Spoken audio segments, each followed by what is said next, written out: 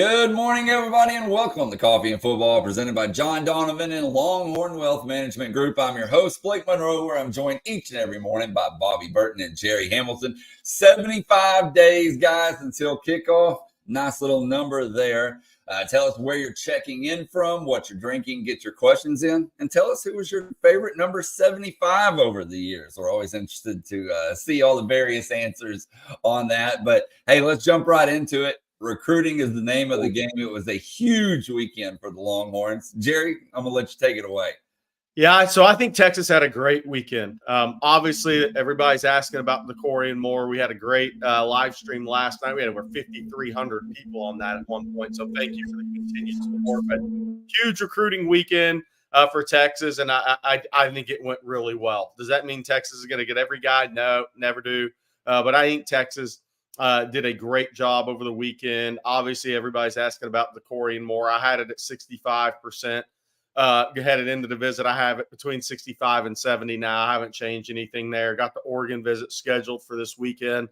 And then, I just thought everything we heard out of that, I put out a couple of highs. I think there could be up to 4 guys right now, but we'll see how it all plays out, right? Because sometimes there's one guy in particular right now that I believe silently committed to 2 different schools. So obviously, we'll see what happens with that one player, which we won't name. But Texas did a great job this weekend. Somebody asked, we have a lot of questions. We'll talk about Smith-Orogbo. We'll talk about Riley Pettijohn. Let's start with Riley Pettijohn. I think Riley Pettijohn, I think Texas has been trending in that one. Headed into A&M this weekend coming up. They'll throw all the kitchen sinks in College Station at this one. They know that Texas is in a good spot for Riley Pettijohn. But I think A&M, Texas, where the decision will ultimately come down to. And I think A&M knows that they have to have a great visit this weekend and throw everything at it. I think Texas is in a pretty good spot for Riley Pettijohn heading into that visit, but we'll see what happens. Jerry, I want to step in and ask you real quick before you go player by player, okay? What was the general vibe that you got coming out of the visit? You were at the airport, you and CJ both talking to those guys. You talked to them last night as they got home. If you didn't see them at the airport, etc., what was the general vibe that you got? The vibe I got was that, look, I mean, Texas does a great job with the official visits, right? They have a really good, we overuse the term, really good culture right now. They won games. They have guys in the NFL. So they have a great product as well to sell. But what I got, one of the things I took from yesterday was they got back into karaoke Saturday night. And 2 or 3 of the coaches got involved in it. And apparently Nick Brooks stole the show. Big Nick out of Cedar Rapids, JFK. Big Nick, when I say Big Nick, 6'7", 355, 360, singing a country song karaoke, may have been the winner Saturday night. And I've heard that Nick Brooks has had 2 great visits to Texas, by the way. Texas or Georgia, they're going to battle it out. We'll see which way it goes. But I think either team could win that. But it would not shock me if Texas won out for Nick Brooks at this point. But I thought the vibe was all positive with Texas. They just have so much momentum right now. Sarkisian's such a genuine guy. And I didn't hear anything negative. You know, the only negatives you hear coming out of visits are maybe, you know, from a kid that, you know, whose parents don't come, right? You kind of wonder where things actually sit there. And that could have been they had a family emergency, couldn't come. Maybe a father had to work and couldn't come. But even though from the kid's perspective, it was all positive, sometimes you kind of wonder, okay, what about these pieces that go with this recruitment? You look at the guys committed. Lance Jackson physically looked unbelievable, Bobby. Unbelievable. I think Brandon Brown had a great visit to Texas. That's 2 in a row. Only 2 times he's been on campus. And I really believe that Brandon really likes the idea of playing college football at Texas, University of Texas. Does that mean he's going to stick with Texas? I think that's going to come down to the decisions when he sits down with his family. But it does not surprise me, would not surprise me if Texas is where Brandon wants to be. So we'll see what happens with that. He's visiting Oklahoma this weekend. That was kind of the curveball. This is why you go to the airport when these kids get in town and when they leave. This was the curveball when Brandon Brown got off that plane from Orlando, and we were just talking.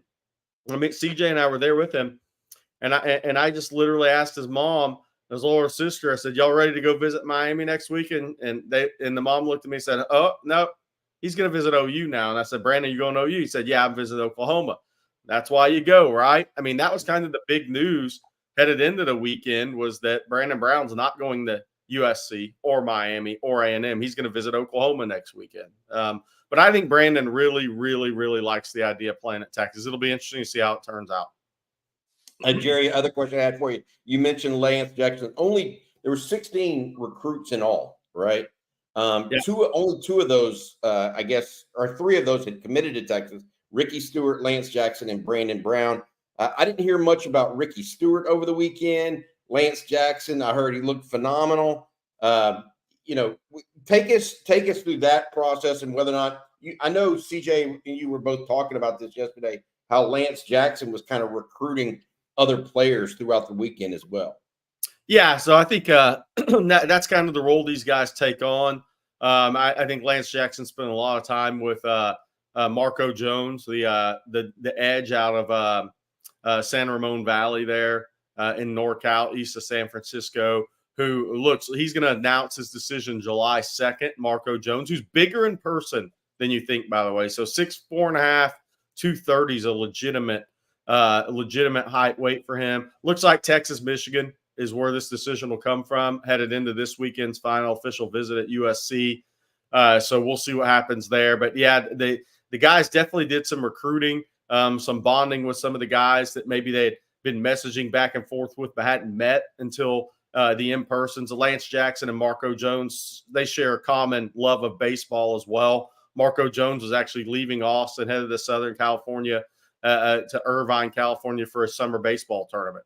So he's a legitimate baseball player. We're not saying Deuce Robinson or anything like that, but he's a legitimate Division I prospect in baseball. So him and Lance Jackson bonded over that. They also play, it's that same position.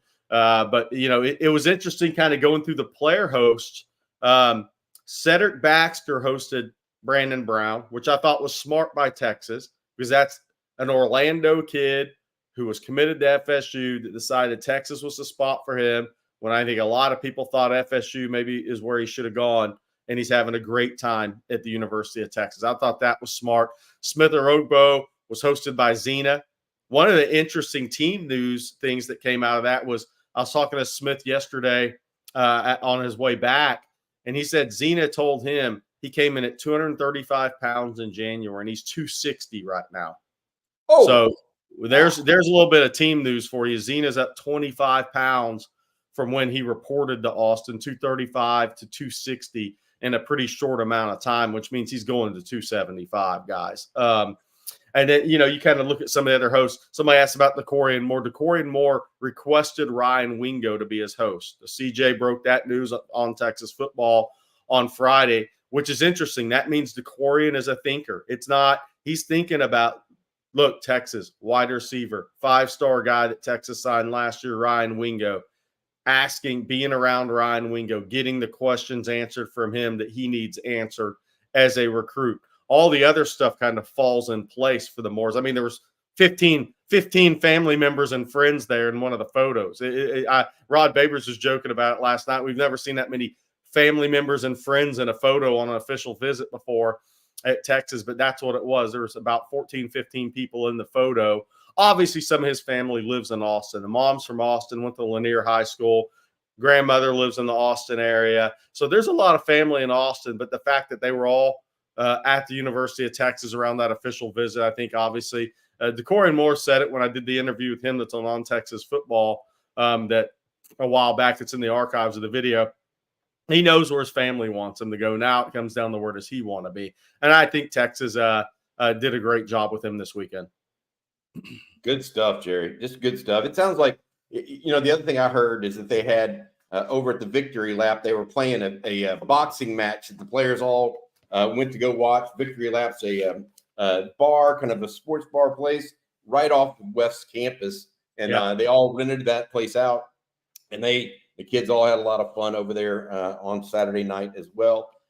Jerry, I'm looking at it across the board, and not only did Texas have 16 guys come in, but there were numerous guys elsewhere over the weekend. Michael Terry out of Alamo Heights was at A&M.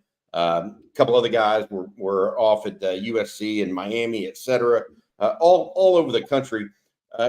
Texas, and you mentioned the silent commitment piece, and you mentioned momentum, right? Well, how has Texas have such positive momentum, in your opinion? I think I know the answer, but I'm going to ask you, how does Texas have such positive momentum, yet not have these flurry of public commitments? What do you mean by that?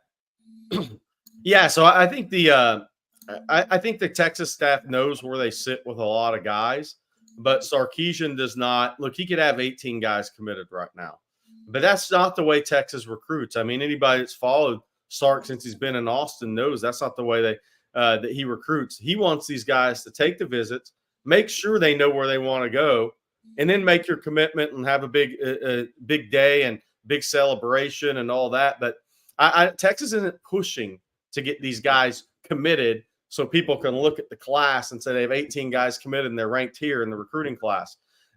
Sark plays the longer game. They know where they stand in a lot of these recruitments right now, but they also don't want to rush decisions.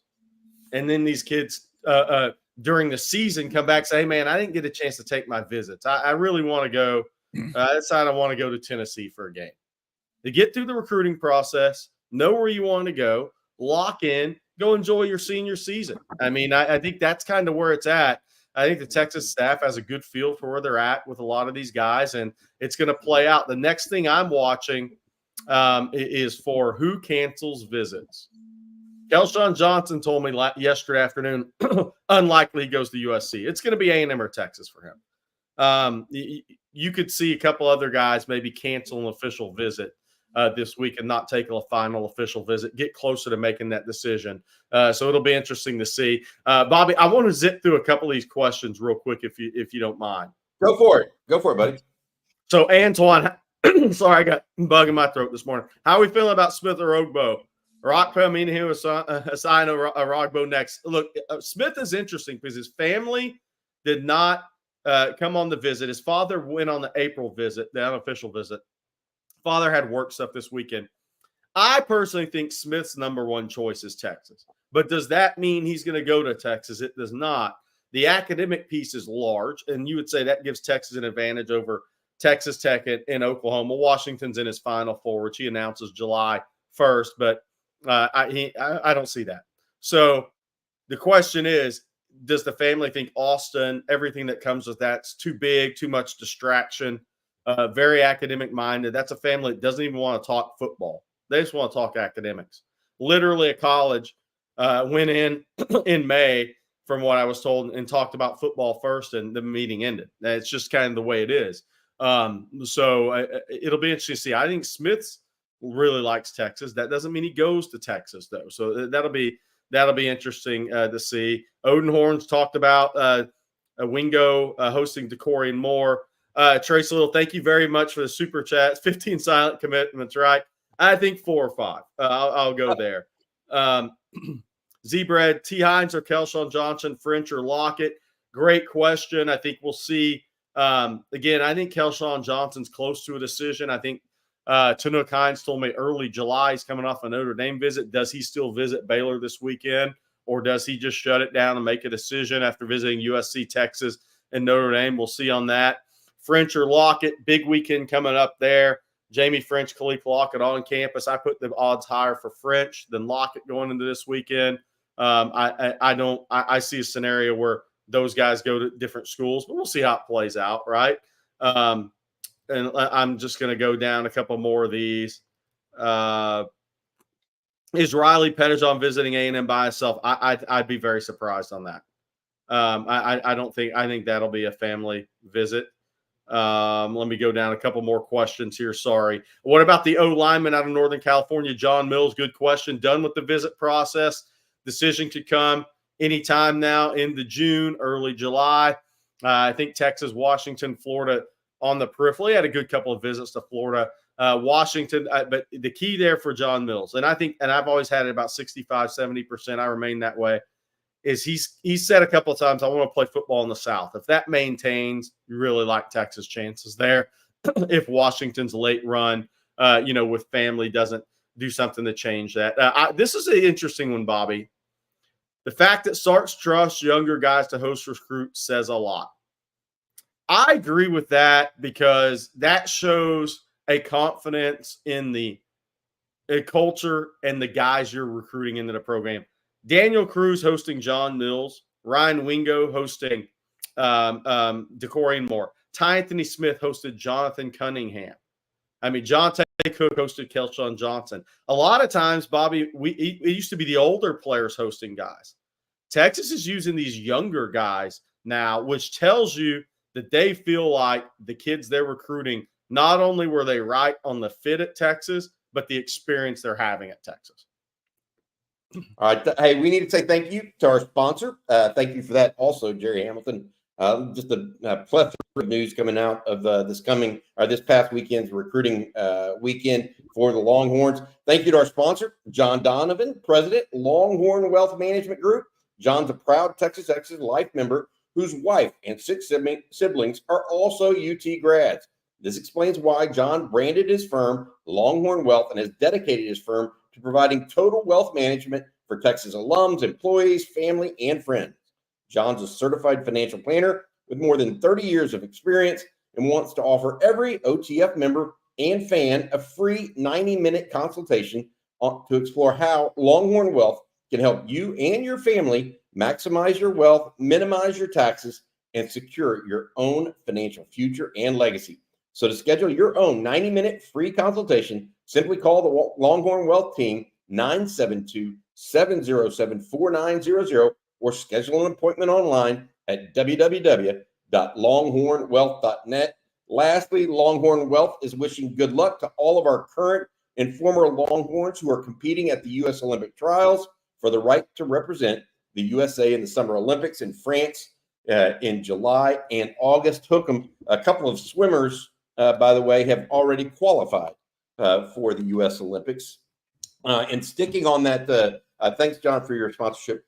Sticking on that vein, outside of just football guys, Texas got a huge commitment yesterday. Actually, just the entire volleyball team had 3 commitments over the weekend, including one from a young lady named Henley Anderson out of Dripping Springs. She's the #1 overall volleyball recruit in the country. She committed to Jarrett Elliott's program yesterday. Just huge pickup there. She's #1 player in the country by Prep Dig. They also got Genevieve Harris, who is a setter out of North Carolina. She's the nation's #1 ranked setter. And then Emma Cugino, a defensive specialist out of Ohio. 3 commitments for Jarrett Elliott on the day, back-to-back national champ volleyball team. So good stuff there as well. Hey, Blake, before we go on to football and talk a little bit more there, we also want to talk a little bit about the baseball situation. I think that's important right now. Chris Del Conte facing a decision of sorts. The Longhorn athletic director has not come out and given a what do you want to say it, Jerry? A letter of endorsement, I guess, or words of encouragement to the head baseball coach at the University of Texas, David Pierce. That decision is lingering.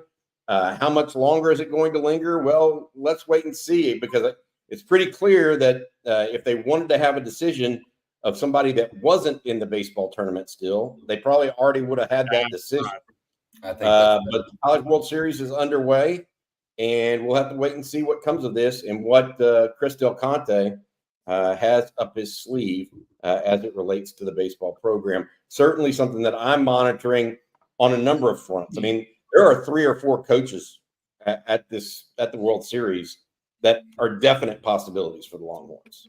So it's not just 1 or 2 guys. I mean, there's several that got their teams there that could do that as well.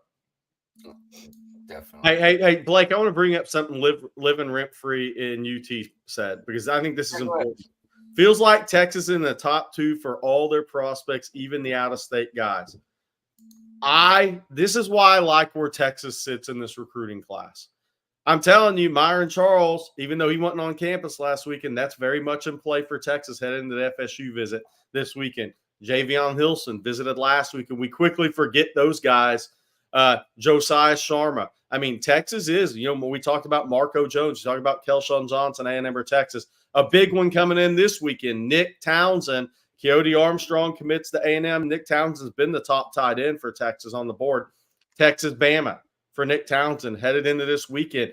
Texas is in a great spot for a lot of guys. Jamie French will come down to Texas and somebody. Is it going to be Tennessee? Is it going to be Miami? A lot of people think Tennessee and not LSU or Miami. We'll see who the actual second team is. Texas is in the top 2 for a lot of guys. They're going to win their fair share of these recruitments. They're going to, I've said it before, they're going to drop.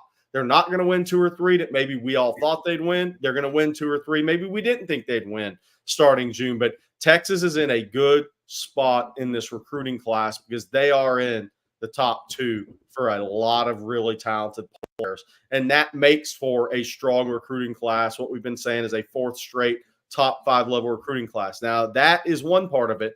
2 is, do you fill your needs? So that's going to be the second part we're talking about here at the end of early in July as these kids commit. Where have the needs been filled by Texas? Where may they look during the season? Because if you remember, Xavier Filsaime didn't have an offer this time. Mordell Mack was committed to Florida. Anthony Smith is committing to A&M here in July, August. So there were needs to be filled left in that class. Texas will continue to work on it, work on that, whatever need they have, because they won't fill all the needs in July here. You never do. But I think Texas is on the right track because they're in the top 2 with enough of these prospects to where they're going to put together a top 5 level recruiting class once again. Hey, Jerry, you mentioned one other player that came to my mind. You mentioned Riley Pettijohn and the situation there with his recruitment. What about Jonathan Cunningham, the other linebacker that was out of North Crowley? You made a somewhat cryptic statement on Texas football this morning about which way he's trending and his percentage, et cetera. What are your thoughts right now on Jonathan Cunningham and his recruitment with Texas? Yeah, I think we're waiting to see Madden Faremo. Brandon Huey's not on here, else he'd be jumping up and down right now. The linebacker out of San Juan Capistrano scheduled to be in this weekend, and Notre Dame lean. How much ground can Texas make up there? Can they pull an upset there? I've continued to hear Texas wants 3 linebackers in this class. They have Elijah Barnes, who will be unofficially visiting this weekend, one of the best in the country. Jonathan Cunningham, similar. It's interesting that Anthony Smith hosted him. They're very similar. Similar frames, similar length, similar kind of personality from being around both of those guys.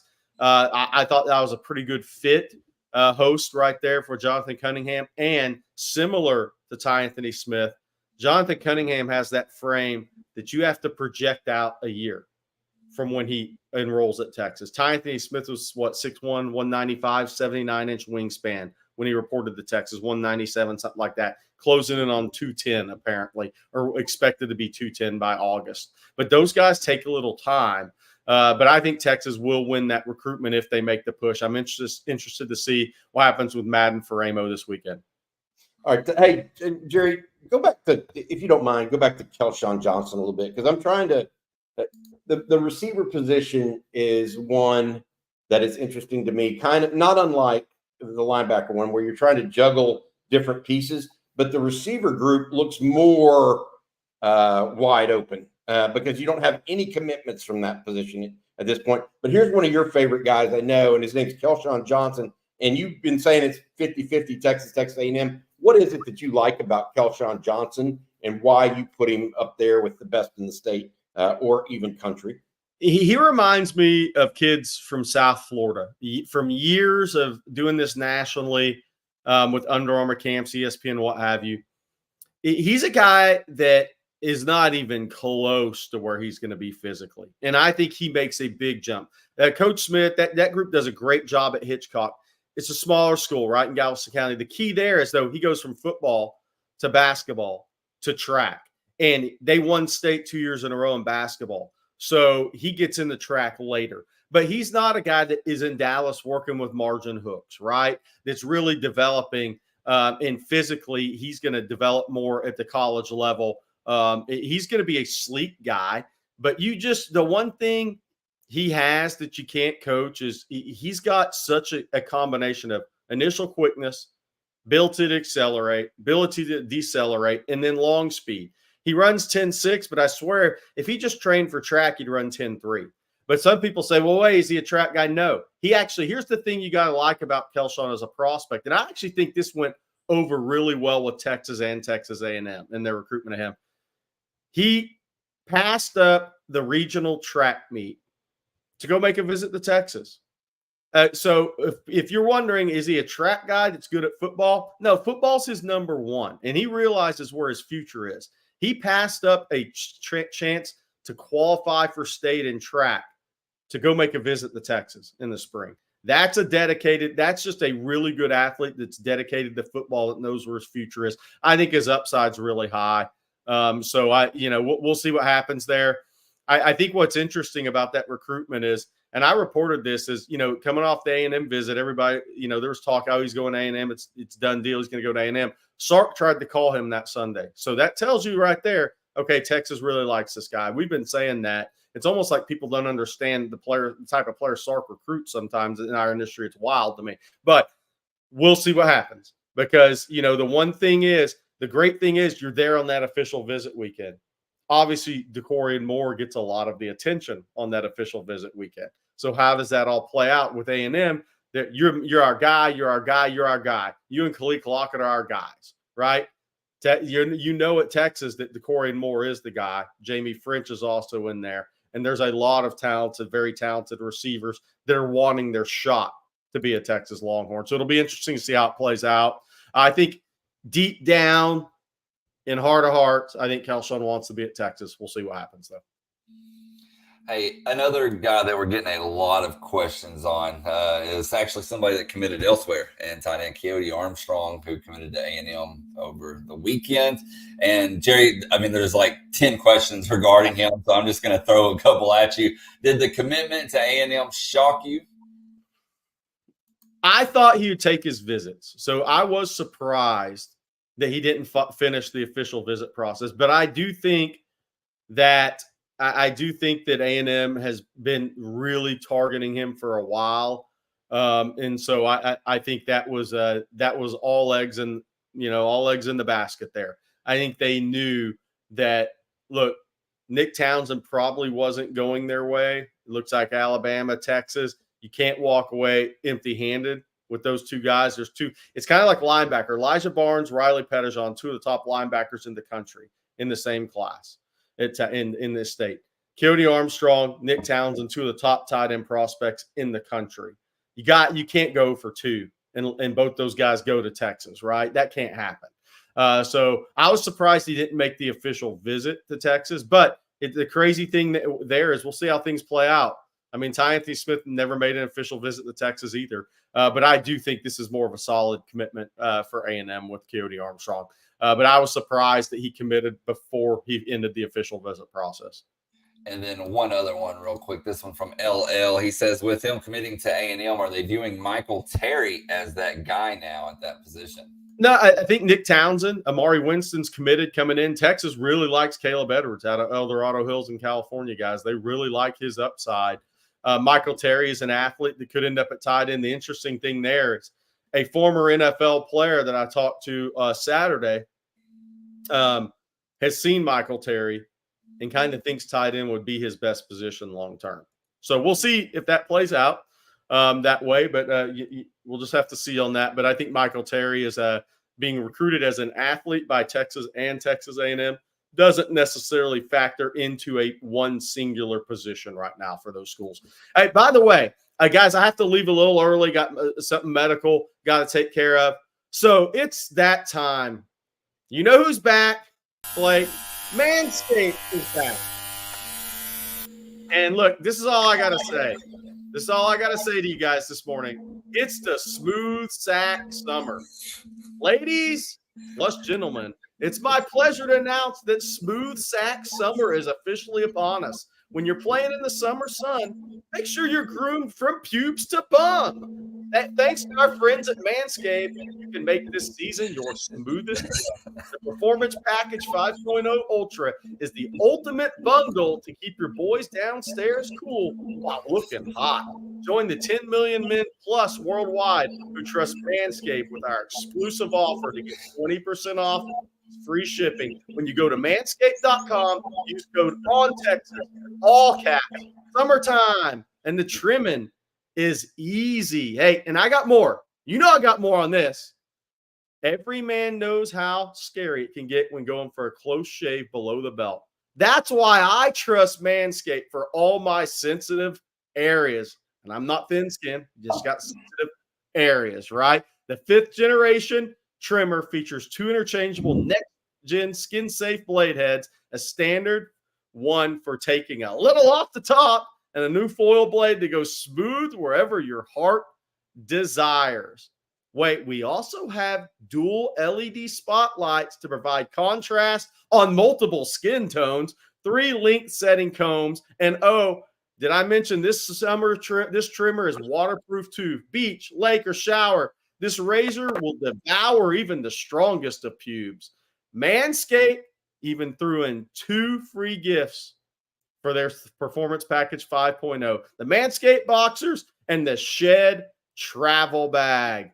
There you go. Manscaped.com on Texas, all caps, for 20% off. 2 free gifts. What can go wrong?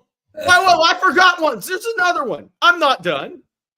Now that you have the perfect haircut, don't forget about Manscaped's liquid formulations to keep that freshness even hotter at the hottest summer barbecues. It's the crop soother. Who doesn't need that? Aftershave lotion and crop preserver, the anti-chafing ball deodorant. Once they touch your sack, you'll never go back.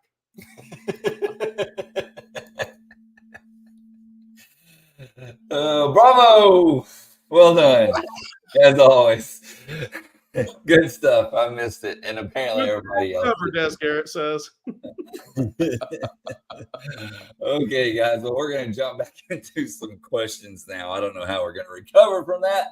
But we got some super chats that we need to knock out. Hook to a T. Thank you, Hook to a T. He says, thank you, Bobby, for Craig Way on Sunday. And he needs to be on the OTF team. Thanks again. Great work. He did correct himself and say, I didn't mean Saturday. But he wants to thank you for getting him on.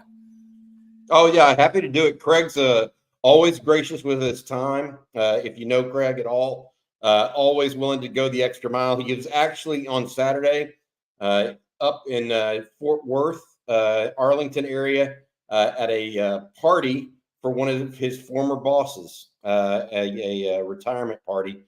So Craig is always generous with his time and a wealth of knowledge, fountain of information on the Longhorns, and just a longtime friend of mine. So I appreciate it. I actually gathered up all the comments people had on the YouTube channel and on ontexasfootball.com and sent those to Craig so that he could see you guys saying showing your appreciation towards him. It means a lot for that to happen. So I know he puts a lot of effort into it. So thank y'all for doing that as well. And then our next super chat, fellas, comes from Trace Little. And Jerry, I'm going to let you take this one. As Trace says, any news on who our quarterback commit will be? I saw the comment on Diabell throwing the ball this weekend. Maybe a hint, recruits know more than us often. I think there continues to be confidence on the Texas side with Diabell. So we'll see how quickly he makes a decision. When I was by American Heritage in May, and since then having a little conversation back and forth, it feels like late June could be a decision time for Diabell. We'll see. Went to FSU, went to Ohio State, went to LSU. I think there remains some confidence on the Texas side with Diabell. So we'll see which way that goes here pretty soon. All right, guys, I got to get going this morning. Sorry. I have something medical I got to take care of this morning. Somebody said we don't talk about safety a lot. Look, big weekend coming up at DB. Big week for DBs, Bobby. I'll let you go over that. But 3 midweek visitors. Nathan Tillman, a guy Bobby and I really like, 185 pounds, runs 10.7. We like those guys in football. Committed to SMU, but his recruitment started to take off. Cade Phillips in this weekend, was at LSU last weekend. It'll be a Texas LSU decision. I think there's some things working there on the Texas side with the family. But we think one of the best prospects in the country at the defensive back position. Then Aiden Anding out of Ruston. Huge weekend coming up, weekend coming up for Texas at DB recruiting. I'll be back. Talk to you guys here in a little while. We'll have more on TexasFootball.com, and we'll be back here for more discussion later on. Winning drive this afternoon. Thanks, guys. Hook up, Jerry. See you, buddy. Safe procedure, bud. That was not the procedure. Is not for Jerry, by the way. It's for a significant other. For those wondering. So appreciate him spending time before he had to get up and get going this morning, Blake. Hey, we've had some team questions come up as well as recruiting questions. We're going to continue to get to those. I feel like Jerry has done a tremendous job. I think CJ Vogel's going to join us here in a little bit to talk a little bit more about recruiting as well. But let's get to some of these questions, Blake, and try to get them out and get them going. All right, Bobby. Well, this first one here from Living Rent Free in UT. He says, is it Kyle Flood or the Pancake Factory? Which one receives the most credit for losing only one recruit to the portal the last 3 years, with tons more trying to jump in the boat? Well, here's the reality of it. The Pancake Factory, as it existed 3 years ago, is no longer a reality. So now they're all individual deals as opposed to just the Pancake Factory. I do think that the Pancake Factory helped solidify Texas in that way out of the gate. And I do think that it served a tremendous purpose in that way. So they no longer have the Pancake Factory exclusively for the offensive line because NIL has become so pervasive. They don't want to do that. They want to do it for every player, essentially. So it can't just be for the offensive lineman. If the OLs get it, then what happens to the tight end or the wide receiver, et cetera? And so they did away with that. I do think that the Pancake Factory had a major impact. But right now, I think it's more about Kyle Flood and what he's doing as that. He has not just lost one player in recruiting. He's only lost one guy into the portal that ended up starting somewhere else, and that's Logan Parr, the offensive lineman that's now starter at SMU. I think he was all conference last year, but he wasn't playing behind Cole Hudson, DJ Campbell, or Hayden Connor or Jake Majors. So it wasn't like he was someone that Texas really couldn't afford to lose. That speaks to the depth that Kyle Flood and his team have built up. All right, Bobby, our next one comes from King Me. He says, how do you think the Red River rivalry stacks up against other SEC rivalry games? I think the only one that compares is Alabama-Auburn. I've thought about this. I was on Paul Feinbaum's show about a month ago now down in Destin, and one of the guys there, Tony Barnhart, who I think is tremendous, longtime SEC commentator, writer, etc., good guy. He started talking about how the world's largest cocktail party was better than the Texas OU game, and I didn't. It was my first appearance on Feinbaum, so I wasn't going to sit there and rag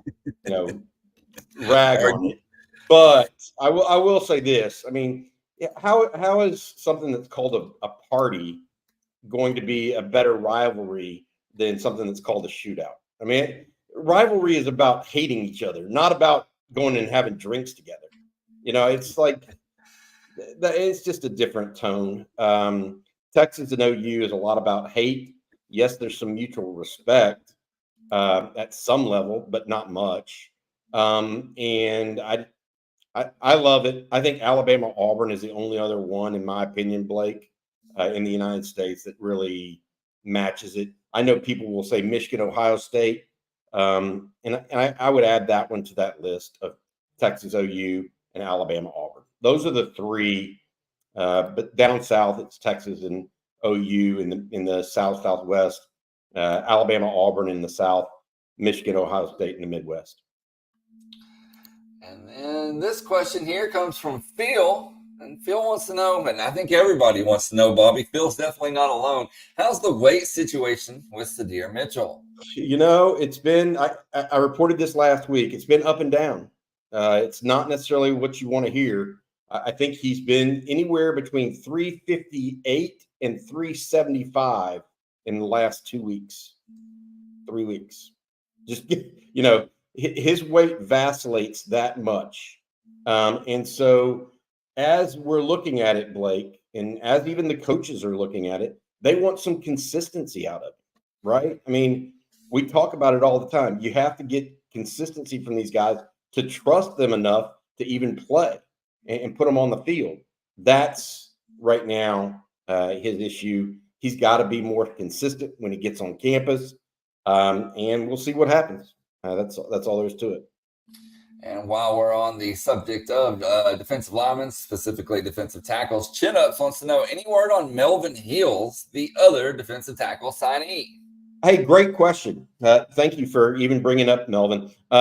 He's on campus going through drills. I have not heard anything positive, negative on him yet. So sometimes you hear one or the other if something's amiss or going really, really great. I've heard neither at this point. So I'll look into that, though. That's a good one to look into for us. Okay, Bobby. Well, before we move on and take some more questions here, I need to tell folks out there about Factor. And fellas, warmer, sunnier days are calling. You can fuel up for them with Factor's no prep, no mess meals. Meet your wellness goals in time for summer thanks to the menu of chef-crafted meals with options like Calorie Smart, Protein Plus, and Keto. Factor's fresh, never frozen meals are dietitian approved and ready to eat in just 2 minutes. So no matter how busy you are, you'll always have time to enjoy nutritious, great tasting meals. Make today the day you kickstart a new healthy routine. What are you waiting for? With 35 different meals and more than 60 add-ons to choose from every week, you'll always have new flavors to explore. You can crush your wellness goals this June with dietitian approved meals and ingredients that you can trust. And just make your day delicious, fellas, from breakfast to dessert. Stay fueled with easy, nutritious options. You can treat yourself to restaurant quality meals that feature premium ingredients like filet mignon, shrimp, and blackened salmon. Keep kitchen time to a minimum. Factor meals are ready in 2 minutes. Like I said, there's no shopping, no prepping, no cooking, or cleaning up. That's what makes it so great. That's why I enjoy it. I know Bobby feels the same. You can enjoy effortless support for your lifestyle. You choose from 6 menu preferences to help you manage calories, maximize your protein intake, avoid meat, or just simply eat well balanced. Whatever you want, Factor has you covered. So head on over to factormeals.com/Texas50 and use code Texas50 to get 50% off your first box plus 20% off your next month. That's code Texas50 at factormeals.com/Texas50 to get 50% off that first box plus 20% off next month and while your subscription is active. And we want to thank them for sponsoring and welcome back to sponsoring. I know we've enjoyed their meals for a long time, Bobby. Absolutely. I love them. Good stuff. Hey, just to recap what was said earlier today, Texas hosted 16 official visitors over the weekend, including Decorian Moore, the wide receiver, nation's #1 wide receiver out of Duncanville, Texas. Then Ricky Stewart, the other commitment for Texas, as well as Brandon Brown, defensive tackle out of O'Galley, Florida. Lance Jackson, a young man out of Texarkana. 16 players in all visited the Longhorns over the weekend. I believe, or 17, excuse me. Longhorns right now we're trying to figure out which ones have committed and have not committed. Jerry says he believes there's at least 4 to 5 that have given private commitments to the University of Texas staff at this point. At wide receiver, Decorian Moore, clearly a priority, had around 15 family members with him during his official visit over the weekend. Of course, a lot of those are from the city of Austin, so they were just coming over. Also, some other news to look at: Kelon Johnson. Jerry believes that even though a lot of A&M fans seem to think that was headed A&M's way this time a week ago, Texas has some reason for hope in that recruitment. Nick Brooks, the big offensive lineman out of Cedar Rapids, Iowa, is looking at Texas and Georgia. Those appear to be the big two. John Mills, another big offensive lineman, 6'6", 325 pounds. Guys, he is down to Texas and Washington. It looks like at this point a number of other updates to come as well. Smith Orogbo, one we're watching. Brandon Brown, one we're watching. Treston Castro, even. I think I'm going to we're going to bring CJ Vogel in here to talk a little bit about Treston Castro. CJ, you talked to Treston over the weekend. What did he have to say? And welcome into the morning show, buddy. Yeah, good morning, guys. Happy Monday. No, I was able to talk to Treston Castro a little bit before he departed out of Bergstrom yesterday. The visit went very well with Texas. And he's evaluating his only 2 official visits. Obviously, he's committed to USC at the moment. He was at Texas this weekend. We'll head to USC next week. And after that, he will take a step back. And he's going to evaluate the 2 trips. And he will make a final decision, whether it be Texas or USC at the moment. He said Texas set the bar very high. So it's going to be up to USC to either hold on to par there, exceed expectations, or there might be a flip in the works later on with Treston Castro. He's a bit more lengthy than I thought he would be. Seeing him in person, I was impressed with the length, the frame that he possessed. They said that they were talking to him about playing either nickel or the outside cornerback position. He liked what Austin had to offer, whether it be the university or the city in itself. He was a big fan of his trip. And again, it's a high bar for USC. They're going to need to cover all the bases for him in terms of making sure that he stays in the class for the Trojans. Hey, CJ, we asked Jerry this same question at the very outset of this show before he had to go. The question I have for you is the general vibe you got from this weekend. Overall positive, anything interesting? What were the overall vibes you got from this recruiting weekend? Yeah, I thought Texas did a really good job of being able to showcase the team outside of being on the field and kind of that culture that we've talked about. Saturday night, they were all together at Victory Lap in West Campus to watch some of the fights, the boxing matches with Tank Davis. That's a big hit amongst the young kids these days. And so when they were out, together, we talked to a lot of recruits, Dalen McCutcheon, Marco Jones. We talked to Treston Castro, a number of these guys. They were all sitting there saying, yeah, it was a great opportunity to sit back with our hosts, the rest of the team, and just get an idea of what it was like to see these guys communicate with guys who aren't necessarily in their position groups or guys that you would see hanging out with each other off the field. The whole team was there, and there was that camaraderie that you would expect from a very close-knit team. That stood out to a number of kids. So I was really excited to hear that team is continuing to progress off the field, and it stood out to a number of these kids immediately this weekend as well. So if they're able to replicate that next weekend as well, you should continue to hear a lot of positive remarks as well. So I thought that was the number one takeaway, aside from obviously the time with the coaches, the time with the position meetings. That was really important for a number of these recruits, and it made a lot of impact for a number of big-time recruits this weekend. Hey, guys, I want to get y'all's take on this question here from Elaine Roker. He says, what do you think is more important, this past weekend's visits or the upcoming week? Both. Both is the answer. I hate to say this, but we got to get out of this either-or mentality for Texas. When you're trying to build a national championship team, it's no longer we want one wide receiver. We want multiple wide receivers. It's no longer we just want Quinn Ewers. Well, we want Arch Manning and Trey Owens and KJ Lacey too. That's what it takes to get to the mountain type a little bit. And so I know that that's not really what the question was, but that's where I'm taking the answer. It's because I don't think you can look at it that way. They need Michael Fasusi. They need guys like that too. CJ, that are going to come in. They need guys like Dorian Brew, Cade Phillips, guys that are coming in next week, just as much as they need a DeCorian Moore, Nick Brooks, John Mills, or some of those guys, Riley Pettijohn, etc.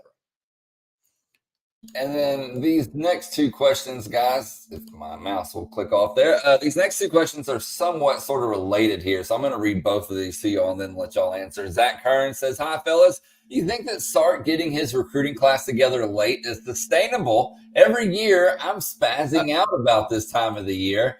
And then the other part of this comes from Kelly Horns Up. What's y'all's thoughts on Sark's recruiting strategy to play the long game? Ooh. I have to be honest. Like when it first started this way 2 years ago, 2.5 years ago, I guess, I was concerned, genuinely. And you know what? Then lightning struck with Kelvin Banks and Cameron Williams, with Nato Umeozulu, with some other guys. Then the year after that, Arch Manning comes in. And then you get Anthony Hill late. Then last year, Ryan Wingo late, Colin Simmons, relatively late. You turn guys like Wardell Mack, Xavier Filsaime, even Ty Anthony Smith. And so at some point, Blake, you have to say, okay, this is his strategy. And you look at the end results. And the end results have been 3 straight top 5 classes. So at what point, I've been covering this 30 years. I get it. Like, it's easier for everything to be done in June and July. It absolutely is.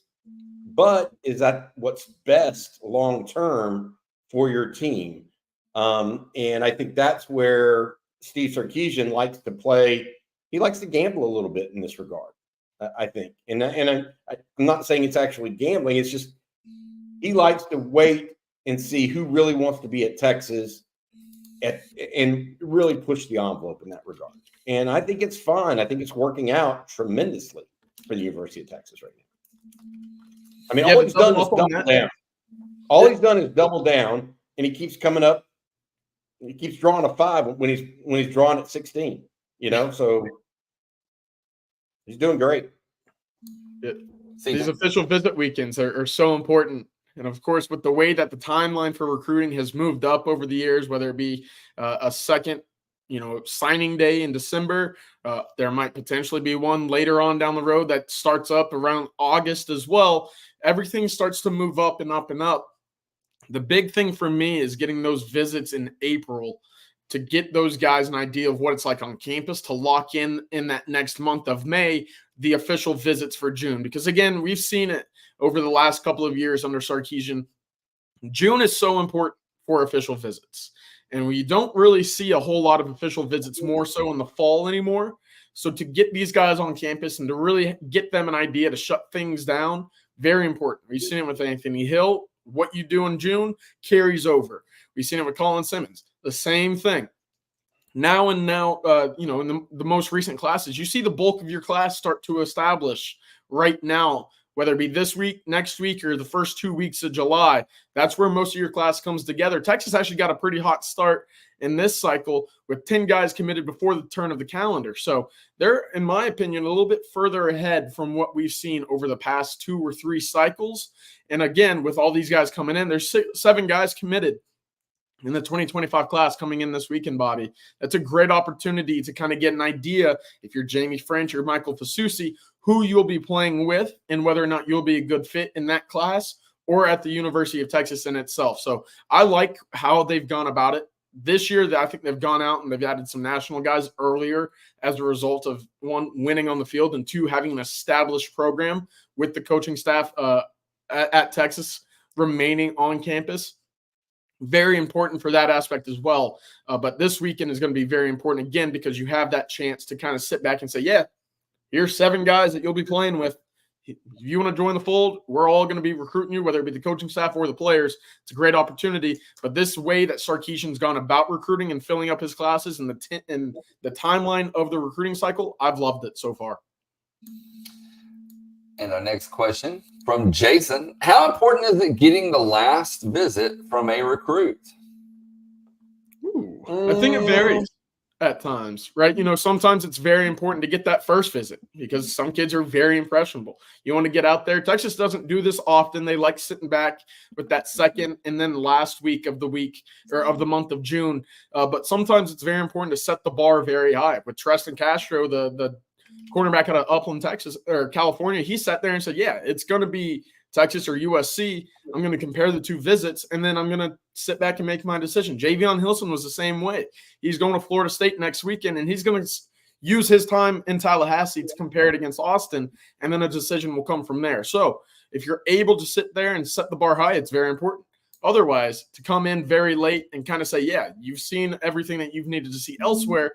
Let me show you what you've missed out at Texas, and move into the dead period of the month of July. That last visit lingering is very important as well. So it's all kind of strategic, whether or not where you sit with a recruit as well. I like the idea of having the last visit, because then you get to sit there for the next 3, 4, 5 weeks and say, all right, what did I really like about my official visits? Well, the most recent one was the one at Texas, where they like to have those guys that last week of June.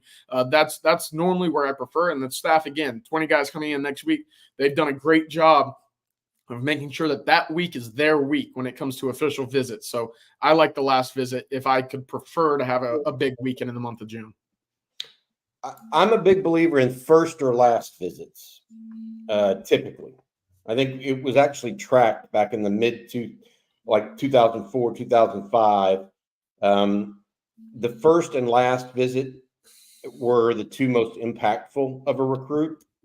And, the problem was that with some of the data, we never went forward with the data because some kids only took one visit, right? So that was the first one and the last one. And then some were scheduled to take 4 visits, then only took 3 whenever they committed to the third school. So that was their last visit. But there are some numbers and analytical data out there. The question is whether or not it's completely valid about the first and last visit being the most beneficial. Hey, guys, before we go further, I want to say thank you to our friends at Longhorn Wealth Management Group. As a proud UT alum, John Donovan has served for 15 years as a Texas Exes board member while focusing his firm on serving his fellow UT alums and employees. John's a certified financial planner who spent more than 30 years providing investment, retirement, insurance, and estate planning services and solutions to Longhorn families and friends across the nation. So to receive your free 90-minute consultation to explore how Longhorn Wealth can help you and your family secure your own financial future, simply call the Longhorn Wealth team at 972-707-4900 or schedule an appointment online at www.longhornwealth.net. Finally, Longhorn Wealth is wishing good luck to all current and former Longhorns who are competing at the U.S. Olympic trials for the right to represent the USA in the Summer Olympics in France in July and August. Hook 'em. By the way, I do believe at least 2 male swimmers from the University of Texas have already qualified for the Olympics in Paris. And a female swimmer as well. Oh, female swimmer too. Okay, there you go. And while we're on the subject of non-football, real quick, guys, I just want to take this question from Coachy Samuel. He says, do you guys think the softball coaches have a chance of getting the Stanford Ace pitcher in the portal? I'm actually posting an update on TexasFootball.com regarding that right now for a little more insight. But to answer your question, yes. To answer your question, what is it? Yes. It sounds like it's they are very much in the thick of things. And so, like I said, I'm currently typing an update up. I'll have that posted over on TexasFootball.com here in just a moment. So I'm going to let you guys answer this next question so I can finish that update. And let's take this question here from Woodcrest. Let's talk about OU and other programs. Woodcrest says, do you guys think the addition of headset communication with the quarterback will heavily affect, team success in stealing signals? Yeah, I have to imagine. I mean, communication isn't visible anymore, Bobby. It's from ear to ear, basically. So that's going to help. I had a conversation with a Power 5 head coach earlier this year. They wanted multiple communicators on the field at a time, multiple headset guys for all the positions, specifically on the defensive side of the ball. When teams do go quick, they'll have the option to either take the call from the headset or look over to the sideline and get it from the signs, the signalers, the way that we've seen over the past few years. So to combat that, and they had it during the bowl season as well, multiple guys on the field getting the call from their head coach, whether it not be just one central guy on the field, a middle linebacker, a nickel, a safety, whatever it might be. If you had a guy at each level of the defense, I think that's where a number of coaches in the Power 5 level were really hoping that rule would kind of commonplace for. Of course, you could have then one at safety, linebacker, and the defensive line. That way you didn't need to all have one central piece. So we'll see how quickly offenses combat, communications on the defensive side of the ball. Again, I think you can go very quick with, the no huddle, look to the sideline, that same kind of mindset offensively where you can slow things down. You can huddle up, you go to the headset communication with the quarterback, and then move from there. So we'll see, but I think it's going to be a great opportunity to get rid of signal stealers, if you will. And for Steve Sarkisian, that extra opportunity to sit there and talk to Quinn Ewers to diagnose what teams have been doing. If they've been rolling the coverages late in their looks defensively, it's going to be a very helpful tactic for the Longhorns this year when it comes to just further coaching on the field with Sarkisian and Ewers. Hey, I want to pass along some sad news here, guys. Mike Brumley, the former Longhorn shortstop, infielder, passed away over the weekend in a car wreck. He was 61 years old, had a fairly decent MLB career, went on to be an MLB assistant coach. He, of course, was on the 1983 national championship baseball team that included Roger Clemens, Calvin Schiraldi, and those guys. Brumley, one of several players that ended up playing in the major leagues off that team, but want to pass along our thoughts and prayers to Mike and his family. UT boy, thanks for bringing that up so I could mention that. I saw that news yesterday and immediately thought back to that 1983 national championship baseball team. Hey, CJ, you and Rod talked a little bit this past weekend on Saturday doing a breakdown of Texas versus Michigan. And I know we've got a bunch of recruiting stuff. We're going to have more recruiting. We'll have another recruiting show probably around noon today to do a little bit of a wrap up with everybody. But CJ, I want to ask you about you and Rod did a deep dive on the Texas-Michigan game. What were some key takeaways from you and Rod on that? Share that with folks here on Coffee and Football.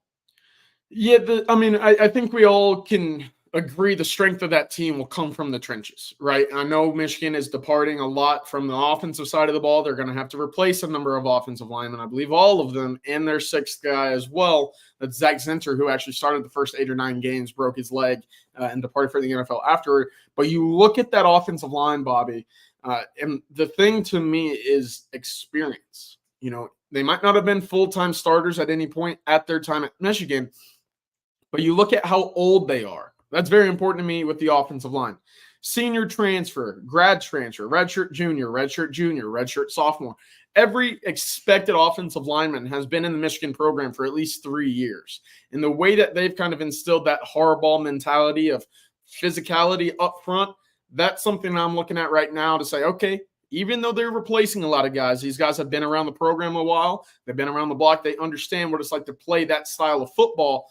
Oh, and then they've been going against Kenneth Grant, Mason Graham, and the rest of that defensive line every day in practice for multiple years. That's going to pay off at some point.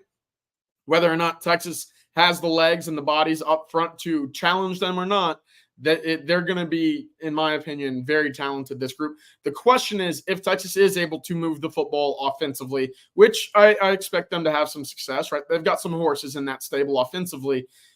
Could Michigan keep up? If it becomes a running gun kind of game and the score kind of gets a little bit north of what I think many are expecting, Michigan's going to look to hold onto the rock, kind of own that time of possession and limit the opportunities for the Texas offense. If Texas scores often and early, will Michigan have the firepower to maintain a game where you're going to need to throw the football to score points? I'm not sure if Alex Orji is that guy. I wasn't too impressed with him in the spring game. He didn't complete a pass a year ago. He did have a number of rushing attempts, but he's not your prototypical quarterback in the way that you're going to hit in breaking routes, underneath routes. If he's throwing to a spot, you get in rhythm, hit your back foot, and deliver a stop, a comeback, or a curl route, he can do that very well. But we saw that with Jalen Milroe a year ago. If you only have that first read and you're delivering immediately in rhythm, well, Texas is going to undercut that. We saw that with Jahdae Barron. We saw it with Jaron Thompson. Those were the 2 interceptions that set up short fields for the Longhorns against Alabama. It was all because of one read. You take it away, you take away the football. I'm not sure if Alex Orji right now is going to be the guy who will go through multiple reads. He's a great athlete. And again, looking back at Milroe, Texas did a great job of containing him to very limited rushing success. But that's going to be the big question. Texas gets up early. Texas will have great success in that game. If not, well, that defense better come to play and get off the field in key situations because they're going to run the football and own that time of possession. All right, guys, that's going to about do it for today's Coffee and Football. Blake, take folks through who all we need to thank today, and then I've got some recruiting news to finish with. All right, guys. Hey, before we do, Bobby, I've had a few questions. I have to ask you this real quick. UT Boy and others want to know, where are we tailgating week 1? I've yet to make that announcement because I do believe we're definitely going to be on campus. I think it's going to either be at a new spot across from Bass Concert Hall, or it's going to be on the LBJ lawn. So that's not been decided yet, but it's close. It's close. Okay. Well, as Bobby said, that's going to pretty much do it for today's show. We want to thank John Donovan and Longhorn Wealth Management Group, along with Factor and Manscaped, for sponsoring today's show. Thank you all for the super chats as well and the great questions. We got to as many as we can. But, Bobby, I'm going to also let you tell them why they should head on over to ontexasfootball.com as well. Yeah. You take it away. Yeah, there's a lot of news going on. And, CJ, you put up an article today called the Trendometer about where you think people are leaning at this point. I think that was good. Jerry also did a percentages breakdown of where he thinks these recruits are headed. Join the discussion on TexasFootball.com. Use the promo code OTFOG and you get $20 off an annual subscription. So an annual subscription is just $40, $39.95 at OnTexasFootball.com. We got a lot of new subscribers over the weekend with the big recruiting news and notes. Join in the fun there as well. Also want to mention this. Texas is expecting to host 3 official visitors midweek this week. One of them, I believe, starts tomorrow with an official visit. So 3 guys: Nathan Tillman out of Mansfield Timberview, Dijon Lee, a cornerback out of California, and then Dorian Brew, young man out of Conroe, Texas, all expected to make midweek visits. And this is on top of the 16 guys that were just in this past weekend. And then we got another dozen or so coming up next weekend. So a lot of news and notes going on with recruiting right now. Make sure you check us out either here or on TexasFootball.com. And if you haven't already, be sure to hit that like and subscribe button. We definitely appreciate your support. Ring the bell so you're notified anytime that we post a video, go live, whatever it may be. And between that and on TexasFootball.com, you should be covered. Want to thank CJ for joining us as well. And for Bobby Burton and Jerry Hamilton and CJ Vogel, I'm Blake Monroe, and we'll see you tomorrow morning. Nice hat, Blake. Appreciate it.